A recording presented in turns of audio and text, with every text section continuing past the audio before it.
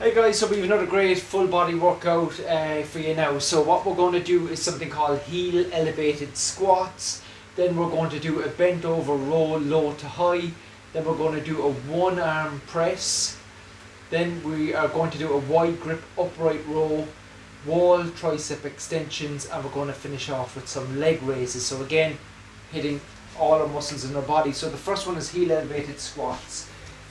So what you need is either a towel, because you're going to stand with your heels elevated. So in other words, your toes are on the floor, your heels are on that towel. So have it fold up nicely, as thick as you can kind of get with a towel.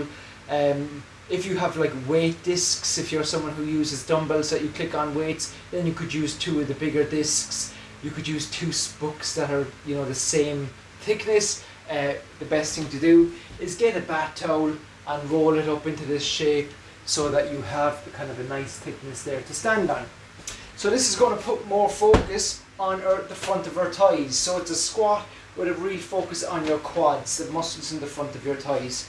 So from here, it's the basic squat, the one that you all know, and your feet are just a bit wider than shoulder width.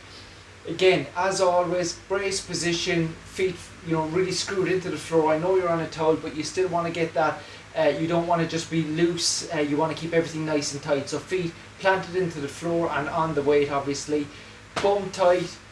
You want to keep your core nice and tight.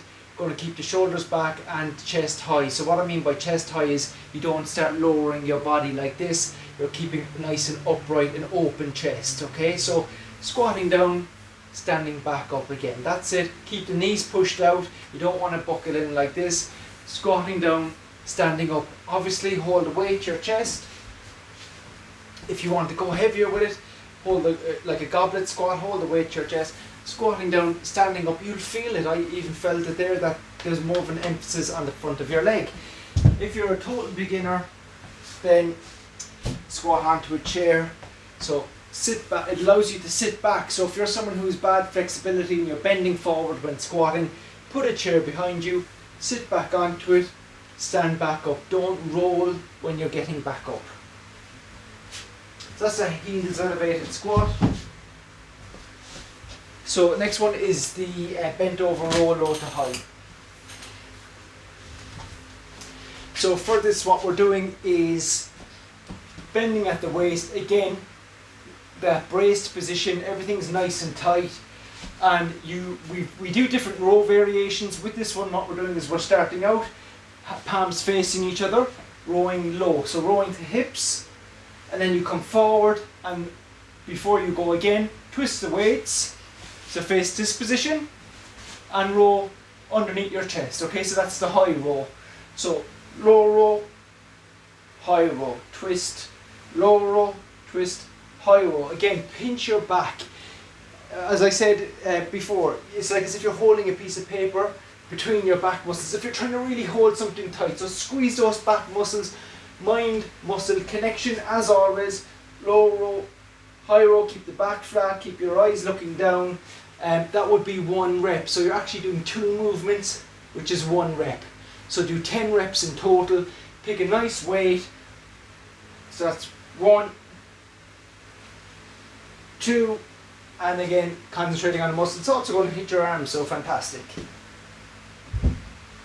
So the next one is a single arm press. So we know the kind of overhead pressing movement.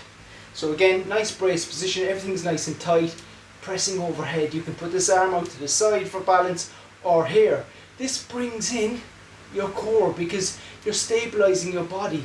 What you don't want to do is lean away and try and make it easier to lift the weight up. So you're keeping all nice and tight and you're lifting up. You'll actually feel it here, the twist, because your body is being dragged this way by the weight, but you're keeping yourself upright. So do 10 on one side, swap over and do 10 on the opposite side. So getting your shoulders and core. Great exercise. Next one is the wide grip upright row. Sometimes we do it with the weights touching. For this we're going to go wider. So bringing the weights up, again elbows are staying high, really important. My elbows are higher than my wrists. you're not doing this. You're not ending in this position or like this. You have to make sure your elbows are higher. That's the most important tip with this movement. So again, brace, position, up, squeeze, back down. So it's getting your shoulders, your upper back and your arms. Again, these are called compound movements, hitting multiple joints in one go. So really great exercise. Because we're going wider, it does put more of an emphasis on the outside of the shoulder, which is great. Up, down, up, nice squeeze, down, nice and controlled, and a slow tempo. So next one is a tricep wall push. So sometimes beginners do this on their knees actually, because there's less weight then forward. So what you do is you place your forearms flat against the wall, okay? And your palms are flat, you're pushing out and back. So the mistake people make is that they're not putting their forearms against the wall, they end up doing like a push-up. So your forearms are staying flat. As you're pushing, you're really squeezing through your triceps here. So it's kind of like, you know, this kind of kickback movement we do sometimes. It's that same kind of hinging there at the elbow, really feeling it in your triceps. So push out and back. Of course, if you're more advanced, you can stand up. So you would do it against the wall, push out and come back.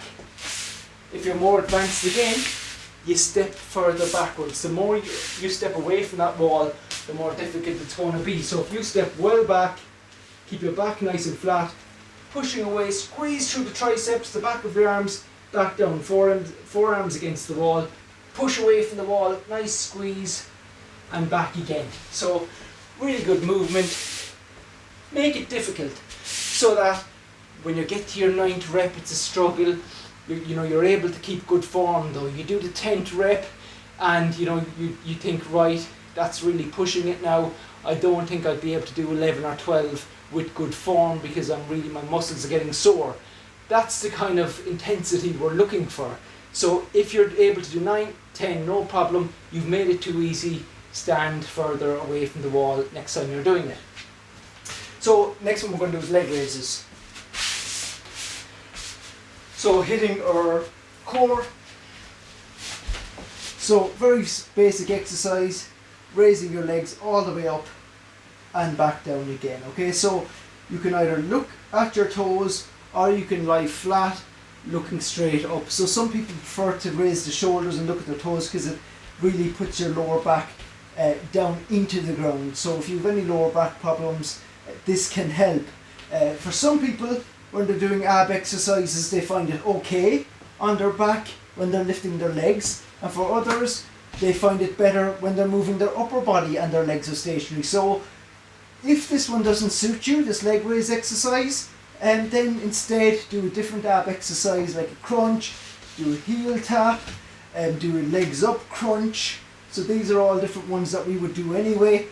So again, any one of those is going to get the muscles that we're looking to use in this exercise. So as always, work through the circuit, one exercise after the next, go back to the start, do that 3 or 4 times in total.